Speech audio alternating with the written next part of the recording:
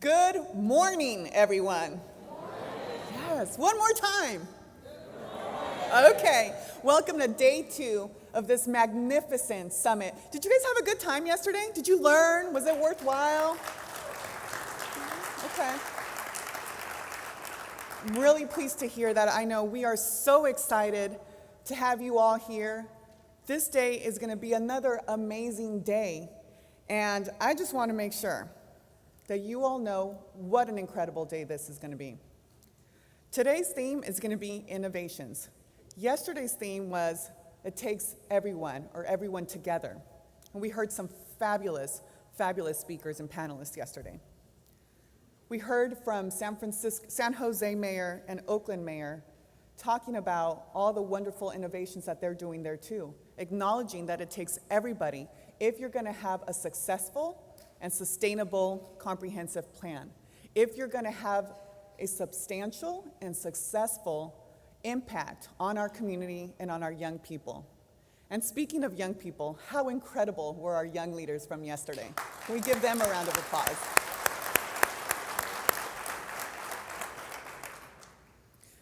Together, we know that we are creating a safer and healthier environment for our young people, not just to survive, but to thrive. And this is what gives us optimism and hope. We know that together we can make a difference. We also know that we have to be innovative. We know that things that were working in the past are no longer working for us in the present, and they will definitely not work for us in the future. And this is why innovations is critical to our mission. You're going to see another video today. This time it's going to be from our sites of our community-based violence prevention. So we're excited to show that. I want to remind you that like yesterday, you're going to have the option of attending numerous workshops, diverse workshops that are going to talk about all the wonderful work that are being done throughout the different sites that are represented here, as well as the different work that is being done across the Americas. We know that violence has no borders. Because of that, we're going to have a very interesting panel that was done in conjunction with our friends at the World Bank and USAID. So we're really excited to have our international representatives here as well. Let's give them a round of applause.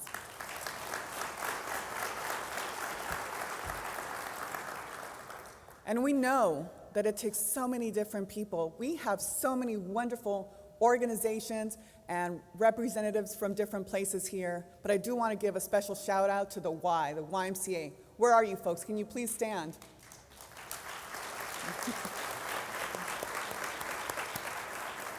It does truly take a village. We heard from Commissioner Evans, and I don't know if you guys caught this, but it's something that just really resonated with me and has stayed with me. He said that they're innovative in the way that they do law enforcement. He said it is no longer the old-fashioned, tired way of having quotas for tickets. No, now the measure of success in Boston is about working with the community, and how well you work with the community is how it's measured over there. So give a big round of applause to Boston, because that is innovative and that is working. I want to make sure that I give proper due to my boss and my friend, Administrator Robert Listenbee. Mr. Listenbee, that's okay, some people are like, yeah, you can give him an applause now, yeah. Mr. Listenbee is a true champion for young people. He is a true champion of this work and of juvenile justice. Prior to his appointment at OJJDP, Mr. Listenbee was chief of the juvenile unit of the Defender Association of Philadelphia for about 16 years, and he was a trial lawyer with the association for 27 years. He has also been instrumental in creating the Juvenile Defender Association of Pennsylvania. Throughout his career, Mr. Listenbee has served on multiple state and national organizations and commissions that advocate for gender, race, and ethnic fairness in the treatment of juveniles and improvements to juvenile justice policy and juvenile indigent defense, including the National Legal Aid and Defender Association and the National Juvenile Defender Center. Mr. Listenbee was also the co-chair of the Attorney General's National Task Force on Children Exposed to Violence. And I gotta say, I was with him and had the pleasure and honor of serving on that task force. He was also a member of the Federal Advisory Committee on Juvenile Justice, which advises the President and Congress what works, what doesn't, what needs to be pursued, what shouldn't. He received his BA degree from Harvard University and his law degree from the Bolt Hall School of Law at the University of California, Berkeley. As you can tell, this does not do him justice. All the work that he does, all the commitment and the passion that he has for our young people and for our field and for our work is absolutely extraordinary. It is my great pleasure and honor to present to you Administrator Robert Listenbee.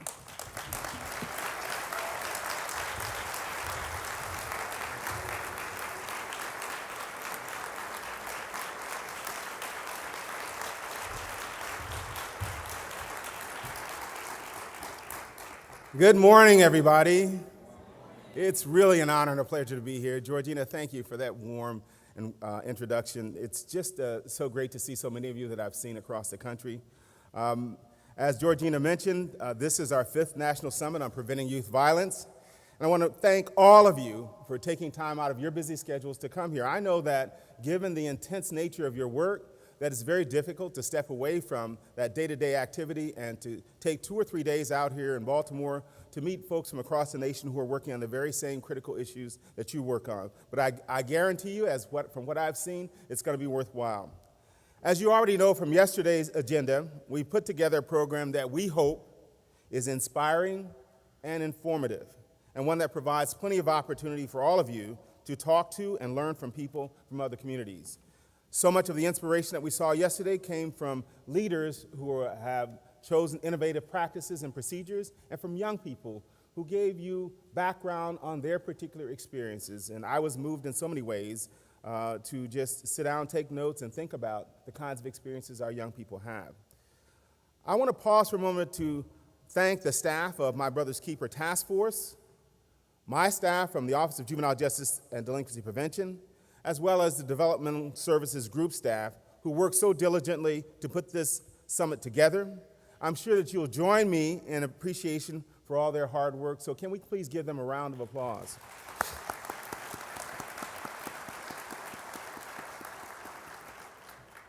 I'd also like to thank the representatives from each of the violence prevention demonstration sites for everything that you're doing every day to provide more opportunities for our youth to succeed and create a brighter future for your communities. And I would like to give special thanks to the youth who joined us yesterday. So many of you, I had a chance to have lunch with them and talk to several young people, and came away inspired by some of the things that they're doing. We're so grateful for your participation. We want to thank you for bringing your voices, your inspiration, your spirit to this gathering. We know that trauma that results from witnessing violence or experiencing violence is an intensely personal experience. People who experience it can have the course of their lives change and be left with lifelong emotions and psychological scars. I was inspired to get involved in this work and to stay involved in this work by a person by the name of Dorothy Johnson Spieth.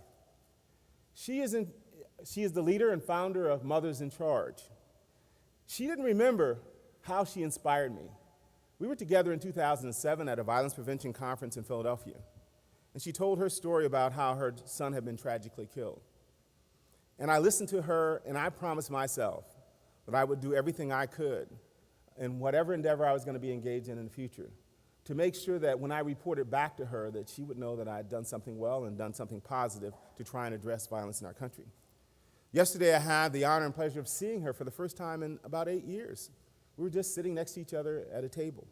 And I told her, and she was shocked, that she had inspired me to work so hard that most days when I've had questions about whether I should go forward, she was sitting on my shoulder, and I was thinking, doggone it, what am I going to tell Dorothy when I see her next?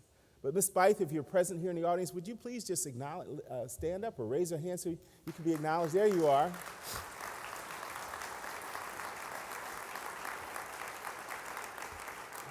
So my message to all of you is you never know when you're going to say something or do something that's truly going to inspire someone. And you may not know that you have inspired them forever, but they will be going on to do the kind of work that we're doing. Together, we're changing the narrative about youth violence in our communities and in our nation. We're bringing a public health approach to our response to youth violence. We know that together we can help heal children who have experienced violence. I want you to know that a public health approach really means something, and I encourage all of you to delve deeper into the concept of a public health approach, looking at the root causes of problems, and find out exactly how it applies to your work. Projects such as Becoming a Man, or BAM, in Chicago, a school-based intervention program for struggling students that provides cognitive behavioral therapy and intensive math tutoring to improve academic achievement, are showing promise. The evaluation of the BAM program, supported by the Office of Juvenile Justice and Delinquency Prevention, shows that violent behavior among the young men who participated in the program has declined by 50%. Furthermore, on-time graduation rates are up nearly 20%. I got to tell you, this is really great news. This is really great news. So as you're looking for innovations, consider the BAM program. Similarly, you've built relationships with young people in your own communities and have identified ways to reduce violence. You're bringing everyone to the table. I mean everyone. Having young people at the table means they're sitting there and they have not only something to say, but a right to participate, and that their views are going to be taken seriously. You're bringing everyone to this table and giving them a voice. Everyone includes also the mayors, law enforcement, the courts, teachers, social welfare, the business community, faith community, parents, prosecutors, public defenders, and especially young people. Your communities have secured local buy-in. By buy-in, people have said they want to follow up on this, they believe in it, and they're going to consider this approach. You've taken ownership of the means for change. You've demanded accountability, and you're seeking results. Yesterday, John Jay College released survey findings drawn from interviews with community leaders from 15 forum cities. They said they believe that the forum develops greater opportunities for youth, more effective violence prevention approaches, improved perceptions of law enforcement, and broader engagement of community members. My message to you today is to stay the course. You're seeing the results of your efforts. Through your hard work and collaboration over the past 6 years, you built momentum. My challenge to you is to sustain this momentum and to achieve the goals embedded in your strategic plans. It took a long time to work through those plans, to find ways that could work in your community. We know that one size doesn't fit all, and you had to tailor approaches that other people had in other communities to exactly what was going on in your community. Now that you have that, we're asking you to stay the course. Childhood should not be marred by violence, crime, or abuse.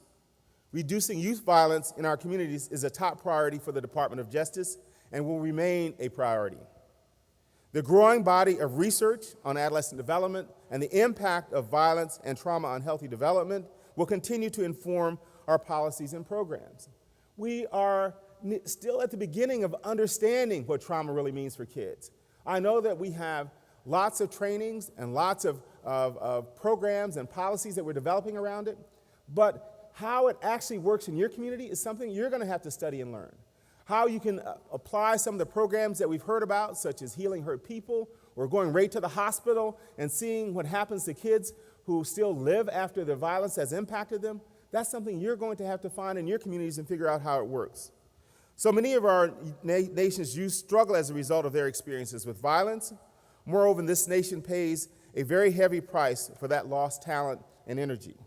Research also has shown us that youth who are exposed to violence often go on to be victims and also to victimize others when they get older. Unfortunately, many of these kids also become involved in our criminal and juvenile justice systems. What are we advocating? We're advocating screening and treatment for all young people who have been exposed to violence. Why? Because that way we can figure out which ones have been impacted and have suffered trauma, which ones are resilient, because many are and are not really impacted the same way by that violence. Every young person deserves and must receive a developmentally appropriate and trauma-informed way of addressing their issues and concerns. As you know, one department or agency alone will never solve the problem. The challenges are too complex and require more resources and expertise than any one agency possesses. Presently, at the federal level, 9 agencies are involved in our youth violence prevention work, and we will continue to work together and to expand our efforts.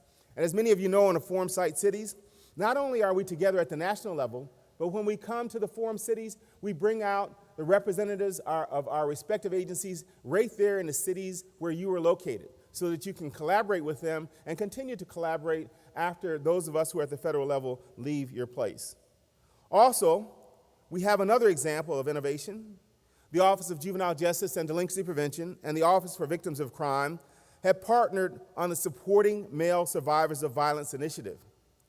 12 cities were chosen to provide holistic, trauma-informed services for youth of color and other underserved youth to help them break the cycle of violence and promote their healing. Representatives from the 12 cities are here with us today, and believe me, this is a major innovation. Why?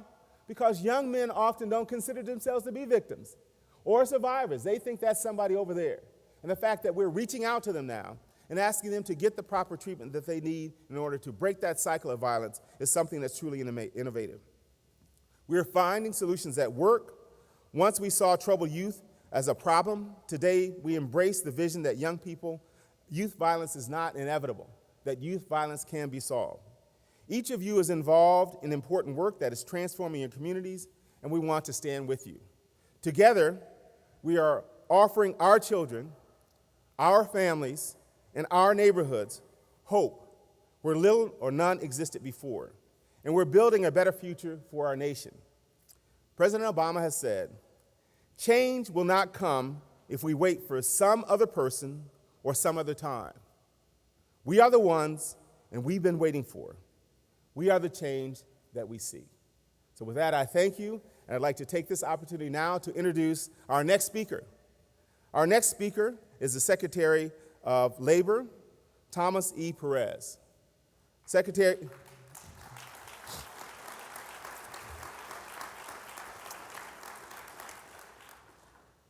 Perez was nominated by President Obama to serve as the nation's 26th Secretary of Labor. He was sworn in on July 23, 2013.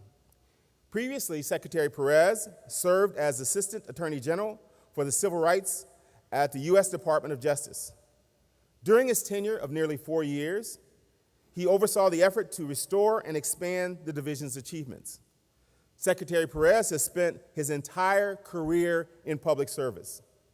He previously served as Secretary of Maryland's Department of Labor, Licensing, and Regulation. From 2002 until 2006, he was a member of the Montgomery County Council. He was the first Latino ever elected to the council and served as the council's president in 2005. Earlier in his career, he spent 12 years in federal public service, most as a career attorney with the Civil Rights Division. He later served as Deputy Assistant Attorney General for the Civil Rights under Attorney General Janet Reno.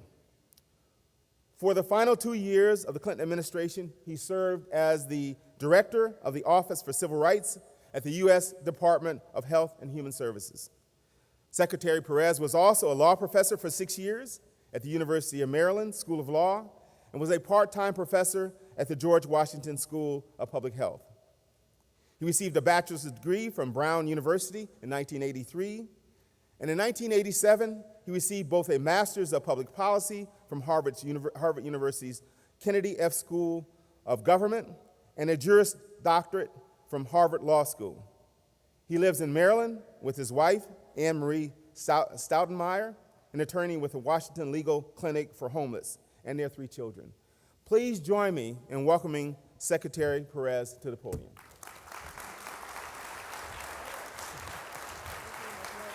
Thanks again. Good morning, everyone. Good morning. Thank you. Please be seated. Thank you so much for your kind remarks. Robert, thank you for your kind introduction. It's always great to be around our federal family. I spent a lot of years in DOJ and HHS and now Department of Labor. Can't hold a job, I guess, some might argue, but that's a different story. You mentioned my Maryland roots, and I have to ask a question. How many people are not from Maryland? The majority. Anyone here from Baltimore? Oh, you know, I got to take a moment on behalf of my folks and friends from Baltimore to give you some context on where we are for this great conference. And it is an honor to be here because I've lived in Maryland for over a quarter century, and I spent the better part of a decade, from 2001 to 2009, working right here in Baltimore. And it was a labor of love. And so I want to give you a little sense of context about where you are, because Baltimore is not called Charm City for nothing. It is a city that has so many assets. And the assets start with the people, the grit and determination of people. I used to work at the University of Maryland Law School, directing the clinics and then working in the clinics. And I worked in many communities where we had a lot of challenges, but we had a lot of opportunities. And I saw the grit and determination of people in Baltimore. So asset number one is our people. We have so many other people as well in the business community who care so much about this city. And we have had a storied history. If you go back in time, you will see that there was a point in our nation's history where Baltimore was the second largest port of entry for immigrants after Ellis Island. And so we have a long tradition here in Baltimore City of welcoming people from all over the world. And we've had a tremendous amount of economic activity where Baltimore City was indeed the epicenter. And that is why I loved working here. But at the same time, we have to acknowledge that we've had some chronic challenges, because Baltimore embodies America at its best, and Baltimore embodies many of the challenges confronting other communities, urban, suburban, and rural across America. I'll never forget the time I spent here last spring, because the unrest of last spring tore my heart out on a very personal level, because I spent a lot of time when I was at the University of Maryland Law School working in the affected communities. And so I know a lot of people here, and I know what it did to the city. And I came up here because the president asked me to help coordinate our federal activities here in Baltimore.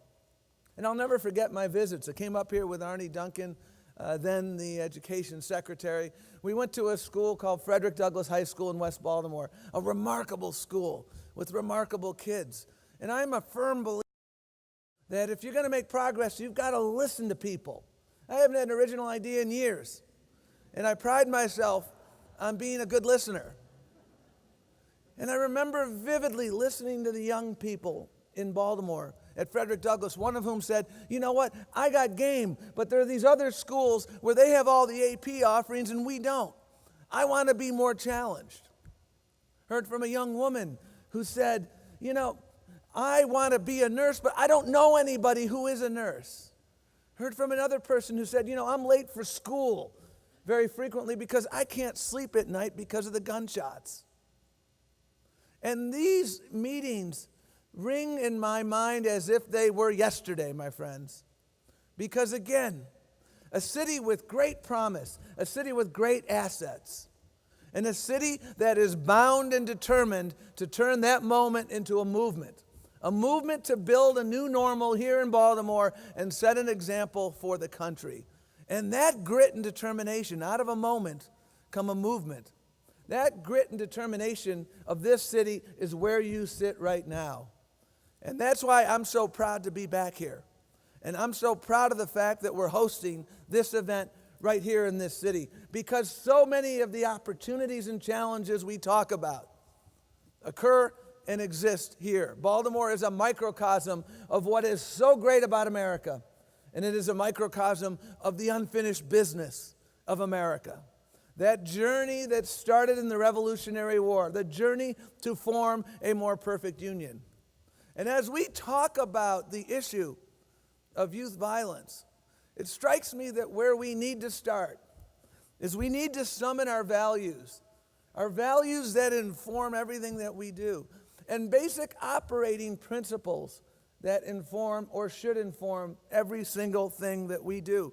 And value number one for me is that every single person in this city, in this state, and in this country is gifted and talented. And we have to do our best to draw out those gifts and talents. I don't think we should just lock people up. We need to unlock their potential. That's what America is about. And related to that is the simple notion that there's no such thing as a spare person in America. We work best when we field a full team. That's a basic operating principle of this president, and that has always animated the work that he does. Related to these two principles, the basic notion that zip code should never determine destiny in this nation, whether it's rural America or urban America. I've spent time in coal country, West Virginia, saying that zip code will never determine destiny. And I spend time here in Baltimore, in Detroit, in Los Angeles, in Crenshaw, saying the same thing. Because it is true. Related to that is the basic notion that we should always believe in second chances. And I must confess that I have an ambivalent relationship with the term second chance. One of the things I'd like to ask you to do in this conference is figure out a better word. Because second chance, for many, implies that you had a fair first chance. And for all too many people that I meet, they didn't have a fair first chance. So I believe not only in second chances, I believe that everyone ought to have a fair first chance. And you know what? When that happens, remarkable things can happen for folks. I have a friend who is a state delegate from Baltimore City. I had the privilege of speaking to the National Press Club last week. And the basic theme of my speech last week was something that gets under my skin, which is, why has optimism become uncool? There was a New York Times story recently, and that was the title. Why has optimism become uncool? Now, I was born at night, but I wasn't born last night. I understand the challenges confronting our nation, but everywhere I go around this country, I meet people with grit and determination. I meet people like Ladea Epps in Los Angeles. Ladea was born in poverty. She grew up in foster care. She then went into the juvenile justice system, and she has remarkable potential. She didn't have that first chance. But you know what? She has game, grit, and determination. And she said, I am going to make myself better. I want an opportunity. So she went to the Black Workers Center in Los Angeles, and with the help of them and the help of some investments that we made at the Department of Labor, she got into an apprenticeship program, a laborer program. She kicked butt. She kicked all the butt of the men too, by the way. She came in like first or second in her class. And now she's part of the team building the light rail in Los Angeles. And you know what? If you go to the Crenshaw station, they have photos of the local residents who are building the light rail. And she took her 3 children there. And her little one, who was like 4 or 5 or 6 at the time, looked up and said, wow, Mommy, you're important. Yes, she is. And I said, what is so... And I said to her, you know, what is most gratifying about your current job and your current situation? And she said, you know, my oldest just turned 15, and I was able to buy him a birthday present. That is the definition of the dignity of work. The dignity of work is more than a paycheck. It's the ability to take care of your family. And that's what Ladea is about. And it's Ladea Eppses of the world. Why I have so much optimism. Because there are so many people with grit and determination. And she'll be the first to tell you she couldn't have done it alone. She had a posse. You are the posse in this room. And I meet people like Corey McRae, whom I was about to talk about a few minutes ago. Corey is a state delegate from Baltimore City. And when I went to the press club last week, I was talking about why I'm chronically optimistic about America. And I'm chronically optimistic about America because of people like Ladea and because of people like Corey. Because Corey grew up here in Baltimore City. Corey spent his 18th birthday in the Baltimore City jail. And Corey had a mother who said, you know what? You are going to amount to something because you have game, and I will never give up on you. And she called, actually, my old office. I was unaware of this, so I'm not trying to take credit for it. But she called my old office, the Department of Labor. And she said, I want my son to get opportunity. And he got enrolled in an apprenticeship program through the IBEW, the International Brotherhood of Electricians. And he went through it and he passed with flying colors because he's got game. But we had to draw out those gifts and talents and give him that opportunity.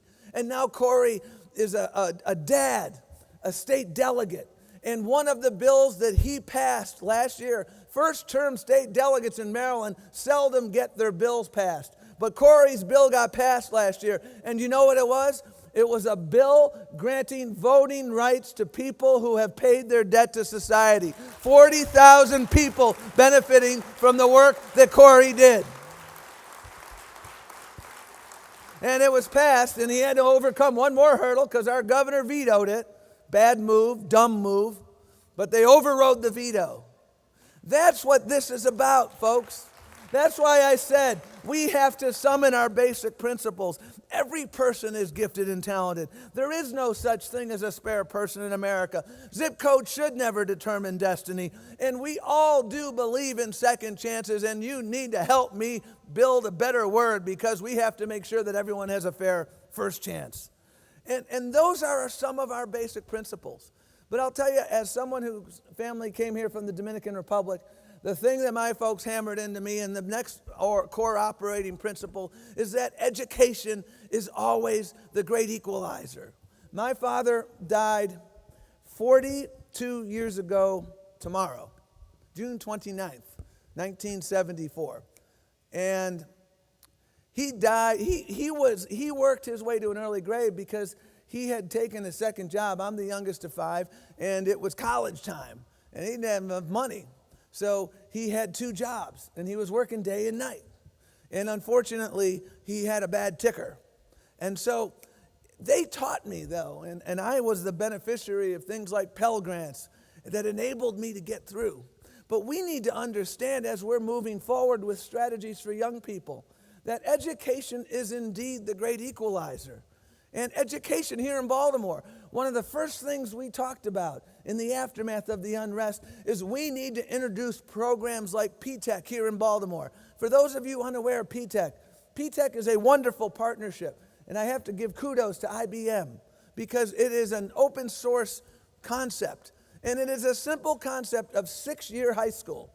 It started in Brooklyn. Any of you from New York City, you may have been to the P-TECH school. And what it is the basic notion that we are going to partner with a business. In this case, in P-TECH in New York, it was IBM. And so it addresses the issue of making sure you have a curriculum that's relevant to in-demand skills.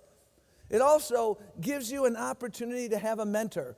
Because that woman I met at Frederick Douglass High School who said, I want to be a nurse, but I don't know anyone who's a nurse. One of the challenges we have to overcome is people have game, but they don't have a Rolodex.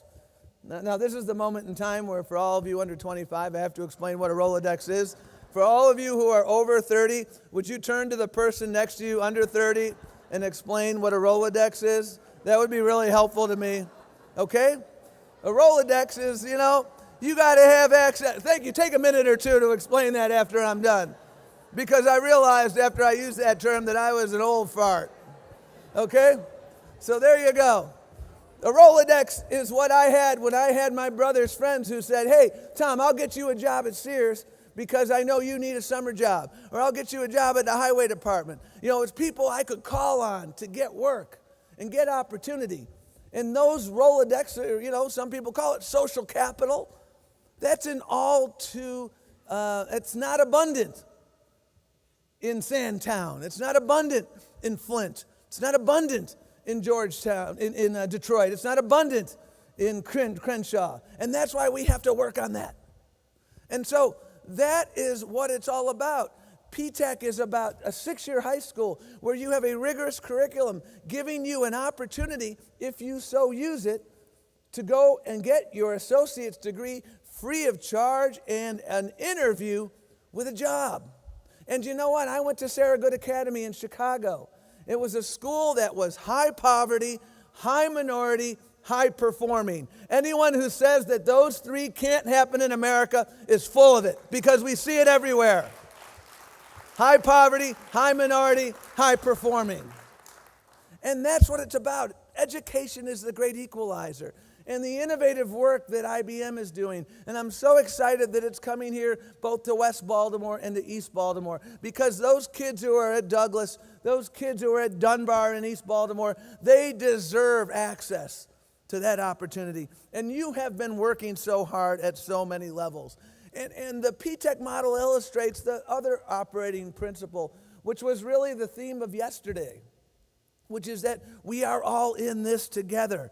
And we have been on a stovepipe implosion exercise in the federal government because, as Robert correctly said, we have literally 9 or 10 agencies in the federal government working together to implode stovepipes. Because a young person doesn't have a DOJ problem or a DOL problem or a HUD problem or an HHS problem.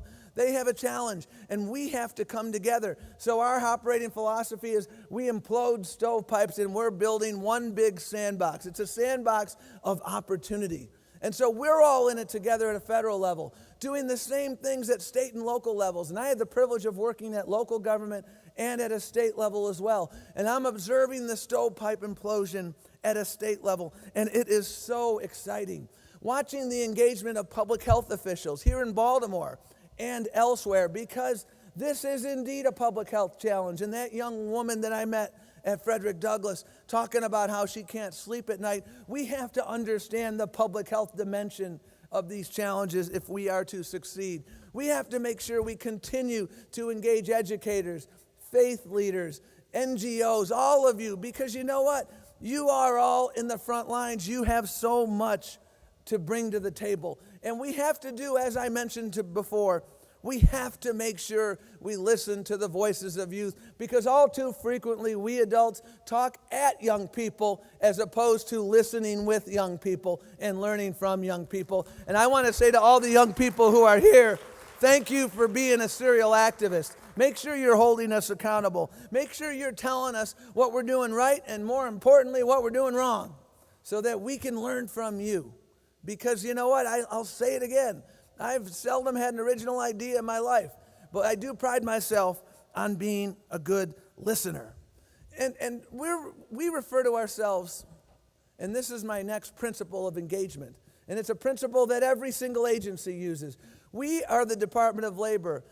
You heard from John King, the Department of Education. You will hear from Julian Castro, the Department of Housing and Urban Development. We are all the Department of Opportunity.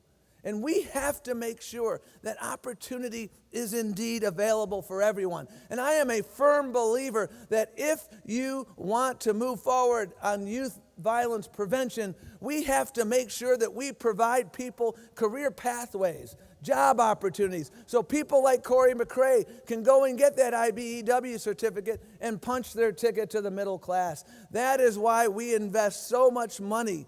And we just announced last week over $60 million in grants to help catalyze partnerships of folks like you, people in the communities, workforce systems, NGOs, faith communities, state and local governments working together with businesses and labor unions to help make sure that people with a criminal history have access to opportunity, that people who are disengaged youth, 17 to 29, have access to opportunity. And we want to take the models that work and scale them and sustain them. We want to do the same thing with summer jobs, because we know from the evidence that summer jobs are not simply an opportunity for people to work for 8 weeks in a summer. They are an opportunity for folks to start understanding and developing the importance, and again, this is another word I need your help on. Soft skills. I hate that term. Let's call it essential skills, showing up on time, being part of a team, understanding DEFCON 1, understanding that there's no I in team. That's the essential skills. And we know from our experiences here in Baltimore and across the country that summer jobs provide not only the opportunities to move forward, but they provide incredible opportunities for folks to get those skills that are truly skills for life.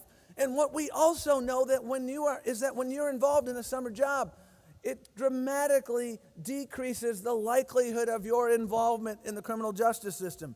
As you know, I am sure, a study in Chicago showed that getting into a summer jobs program decreased violence for these young people by 43% over 16 months. A study out of New York showed that a summer job program decreased the probability of incarceration by 10% and the probability of mortality by 20%.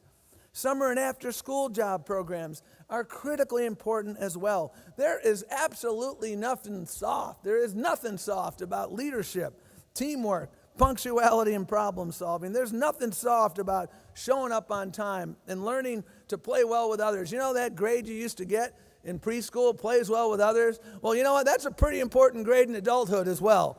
And those skills are critically important to helping young people. And that's why we're making our investments in these areas. I'm so proud of the work we're doing at the Department of Labor. And one of the things that we've been doing is we're investing in building one-stop centers that are located inside prison and jail facilities. Because you know what? The most important thing you can have coming out of a jail is the skills to compete and access to an in-demand job.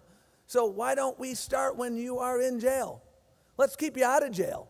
Okay, we understand that. But if you are in jail, let's start by making sure you are able to succeed when you get out. The key to success, or a key to success in Baltimore, is re-entry at scale. And that is why these programs are so critically important. And thank you for clapping over there. I like you.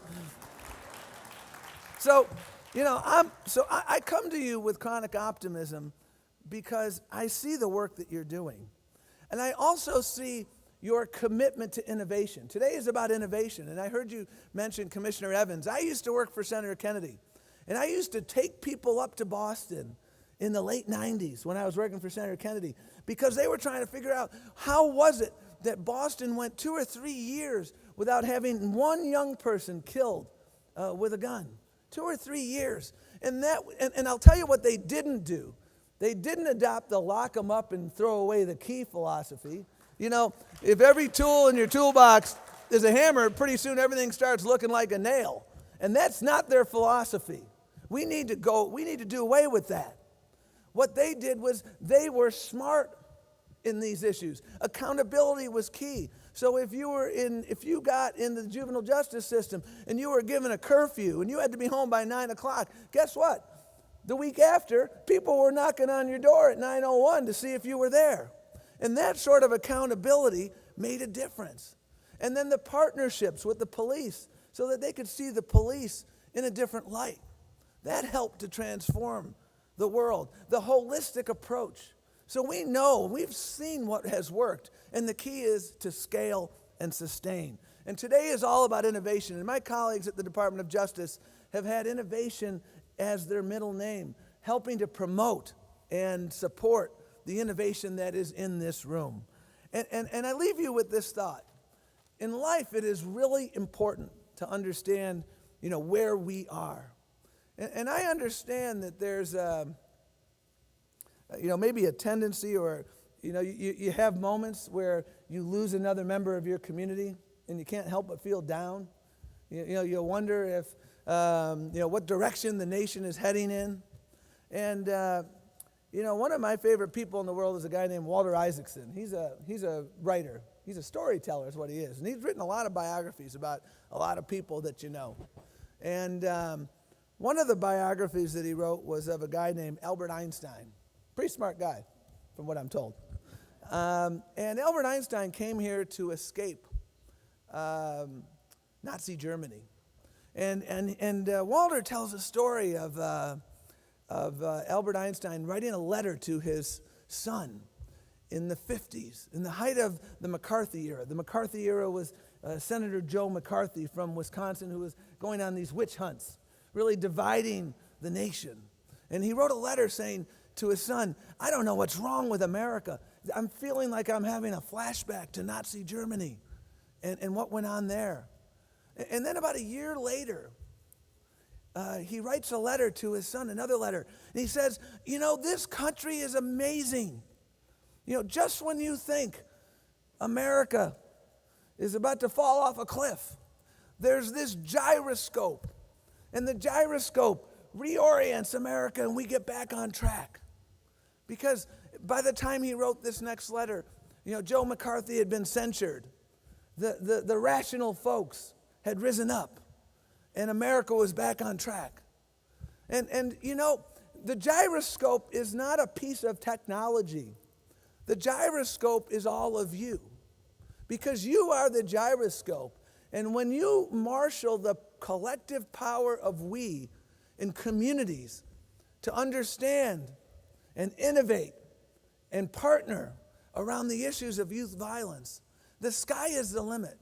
And we're in this moment in time, not simply here in Baltimore, but across the country, where there is a bipartisan recognition that we have over-incarcerated in this country. We have too many hammers in our toolbox, and everything did look like a nail, and that was wrong.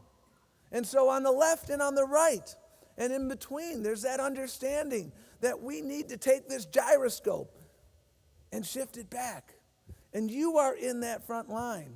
And the key here is to make sure we all understand that while you may play a different instrument, you may be with an NGO, you may be in local government, you may be a mayor, you may be with the Department of Justice or the Department of Labor, you may be with Johns Hopkins Hospital, the most prolific, the biggest private employer in Maryland, and the most prolific employer of people with a criminal history, and they will tell you that it is not an act of charity, it's an act of enlightened self-interest, because the people with a criminal history are some of their most loyal and effective employees up and down the food chain, right here at Johns Hopkins.